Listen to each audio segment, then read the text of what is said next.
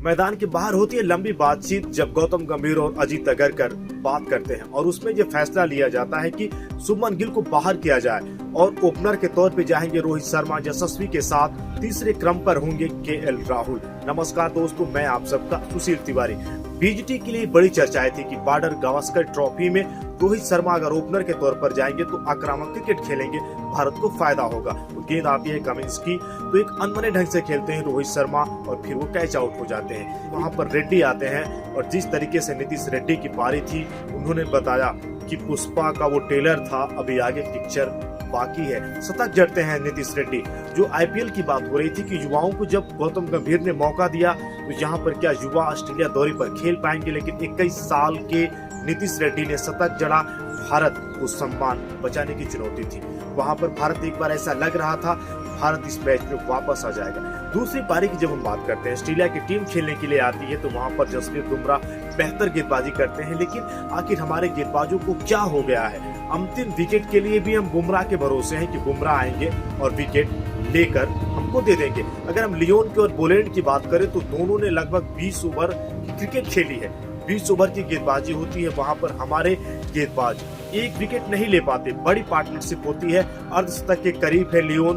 Boland ने भी 10 run बना लिए हैं, बोलैंड ने भी रन बनाया है। आखिर हम ये कहें कि ऑस्ट्रेलिया के विकेट पर इन गेंदबाजों ने खूंटा सा गाड़ दिया है।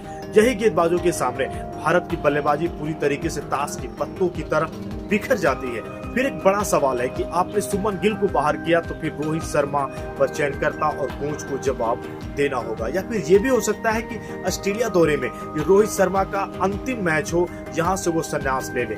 बड़ा फैसला लेना होगा क्योंकि बॉर्डर गावस्कर ट्रॉफी दांव पर लगी है। 333 रनों की मजबूत बढ़त ऑस्ट्रेलिया के पास है।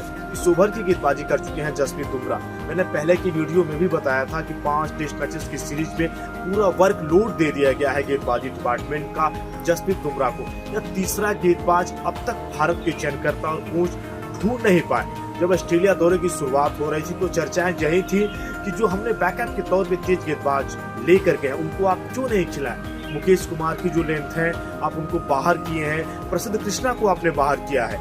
यहाँ पर जिस तरीके से बॉलिंग डिपार्टमेंट में अगर हम कहें कि मोहम्मद सिराज भी उस लय में नहीं है तो क्या दोनों छोर पर जसप्रीत बुमराह ही गेंदबाजी करेंगे, ये एक है बड़ा सवाल। अगर स्पिनर की भूमिका की बात करें तो आर अश्विन के संन्यास के बाद एक बड़ा मामला है कि गौतम गंभीर की कोचिंग के बाद जो 100 टेस्ट से ऊपर खेल चुका है स्पिनर। अगर हम लियोन की बात बताएं तो वो कोई भी दौरा हो, ऑस्ट्रेलिया के बाहर भी अगर ऑस्ट्रेलिया की टीम जाती है तो लियोन को 11 सदस्य टीम में रखा जाता है। आर अश्विन में 2 या 3 साल की क्रिकेट बची है, लेकिन अश्विन का संन्यास लेना, वहां पर वाशिंगटन सुंदर को ऊपर प्रमोट करना, ये अश्विन को बुरा लगा। ऐसा विवाद जरूर होगा, आगे उसका खुलासा भी करेंगे आर अश्विन के पिता ने कहा कि मेरे बेटे को वो सम्मान नहीं मिल पाया, लेकिन टीम सबसे ऊपर होती है। ये वही रोहित शर्मा है जो कि T20 या वनडे क्रिकेट में जिस तरीके से खेलते हैं, क्या इस बार उनके लिए टीम ऊपर थी या फिर रोहित शर्मा टीम से ऊपर थे। जहां पर ओपनर के तौर पे वो जाते हैं, उनका फेल होना, शुभमन गिल को बाहर कर देना। शुभमन गिल ने ऑस्ट्रेलिया दौरे पर जो भी पारियां खेली, लंबी पारियों में उसे तब्दील नहीं कर पाए। क्या 5वें टेस्ट में रोहित शर्मा को बाहर किया जाएगा या फिर ये टेस्ट अभी ड्रॉ होगा, क्योंकि भारत यहाँ से जीत जाए मेरे लिए ये मुश्किल सा लगता है। या फिर एक बड़ा चमत्कार होगा, लगभग 2 सेशन में आपको बहुत अच्छी क्रिकेट खेलनी पड़ेगी। और इसके लिए मैं अगर बता दूं तो विराट कोहली का फॉर्म में न चलना भारत के लिए सबसे बुरी खबर है।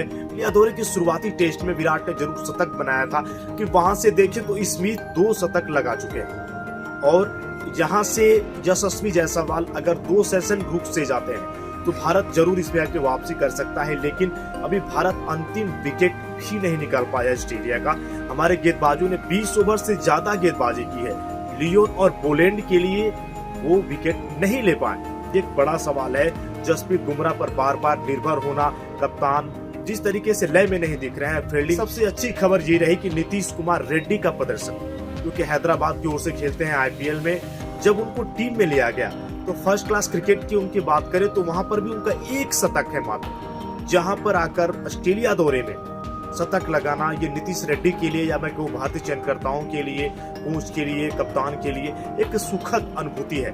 और यहाँ से जरूर अगर थोड़ी सी अपनी गेंदबाजी में नीतीश मेहनत करते हैं तो भारत के लिए ऑलराउंडर की जो बड़ी भूमिका है हार्दिक पांड्या के बाद उसको वो भर सकते हैं। लेकिन भारतीय टीम के सीनियर खिलाड़ियों पर आकर रुकता है कि रोहित शर्मा और विराट कोहली, जिन पर इस दौरे का दबाव था और यही था कि अगर ये चलेंगे तो भारत इस श्रृंखला को जरूर जीत जाएगा। लेकिन जहां पर असफल होना तो भारत के लिए खतरे की घंटी है। क्या 5वें टेस्ट में रोहित शर्मा को टीम से बाहर कर दिया जाएगा, जसप्रीत बुमराह को कप्तानी दी जाएगी, ये अभी बड़ा समय बाकी है जब वहां पर फैसला होगा।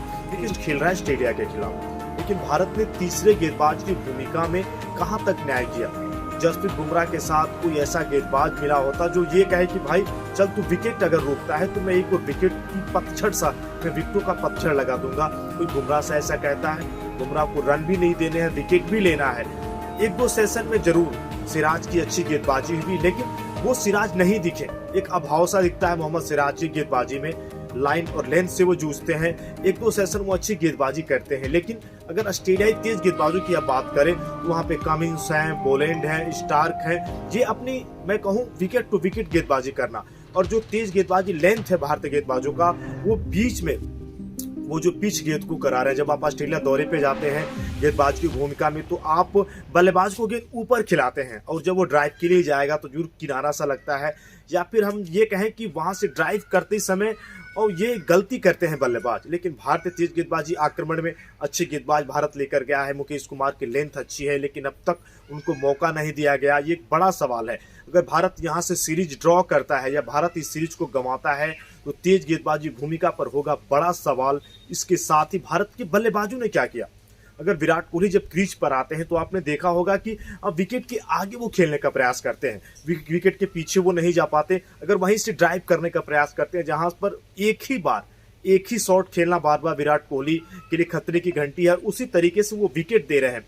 केएल राहुल पर ये बातें हो रही थी कि उनको मौका नहीं मिलेगा ऑस्ट्रेलिया दौरे पर, लेकिन जब भी यहाँ पर केएल राहुल को मौका मिला, केएल राहुल ने अपने मौके को समझा और वहां से जब वो केएल राहुल की जो बल्लेबाजी है, आप देखें कि इस ऑस्ट्रेलिया दौरे में केएल राहुल ही है एक जो कि विशुद्ध रूप से मैं कहूँ केएल राहुल की बल्लेबाजी लग सी रही है। परिपक्वता मैं कहूँ, जिस तरीके से गेंदों को पीछे आके वो गेंद को खेल रहे हैं, फिर आगे आके ड्राइव करना, गेंदों को छोड़ना, एक समझ बूझ अगर मैं कहूँ, या फिर यही वो विराट कोहली है जो कि ऑस्ट्रेलिया दौरे पर जब आते थे तो ऑस्ट्रेलिया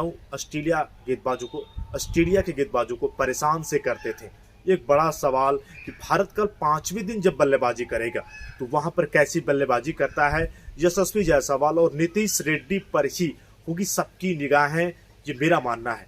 खेलों की खबरों के लिए आप हमारे साथ बने रहिए। बताइएगा मेरा वीडियो आपको कैसा लगा।